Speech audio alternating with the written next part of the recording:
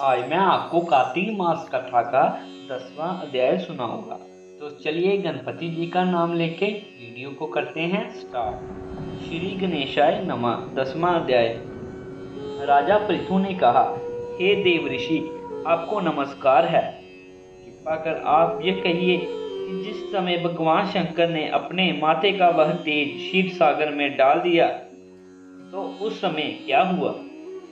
नारद जी ने कहा, हे राजन, जब भगवान शंकर ने अपना वह तेज क्षीर सागर में डाल दिया तो उस समय वह शीघ्र ही बालक होकर गंगा सागर के संगम पर बैठकर संसार को बह देने वाला रुदन करने लगा।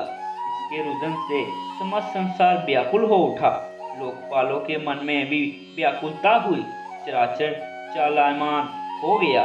शंकर सुवन के रुदन और ब्रह्मांड व्याकुल हो गए। समस्त देवताओं और ऋषि मुनि व्याकुल होकर लोक पितामह श्री ब्रह्मा जी की शरण में गए। सबने मिलकर श्री ब्रह्मा जी को प्रणाम किया और उनकी स्तुति की। फिर कहा कि हे पितामह, यह तो बड़ा भयंकर उस समय उपस्थित हुआ। हे महाजोगिन, इनका नाश कीजिए।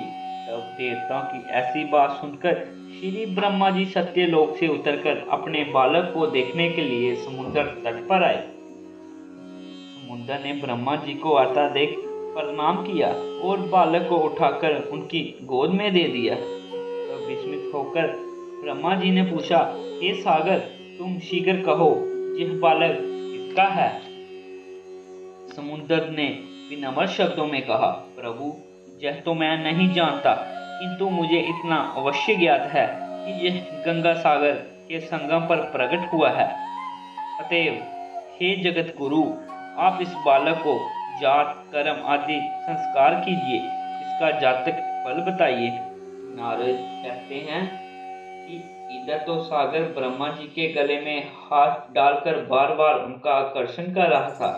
फिर तो उसने ब्रह्मा जी का गला इस जोर से पकड़ा कि उसके पीड़ित हो ब्रह्मा जी के नेत्रों से आंसू टपकने लगे। इसी प्रकार से ब्रह्मा जी ने अपने हाथों का जोर लगाकर अपना गला छुड़ाया और सागर से कहा, हे सागर, सुनो, मैं तुम्हारे पुत्र का जातक फल कहता हूँ।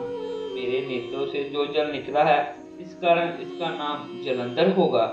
यह उत्पन्न होने के साथ ही तरुण हो गया। इससे यह सब शस्त्रों का परागामी, महापराक्रमी, महावीर, जवान, महाजोता और रणद्रुमद होगा। यह बालक सभी दैत्य अधिपति और भगवान विष्णु को जीतने वाला होगा तथा यह कहीं भी ना हारेगा। एक भगवान शंकर को छोड़कर यह सबसे अवध होगा। जहाँ से उत्पन्न हुआ है फिर वहीं जाएगा। इसकी स्त्री बड़ी पतिव्रता, सौभाग्यशालिनी, स्वर्ग सुंदरी और परम मनोहर, कृष्णवासिनी तथा शीलवान होगी।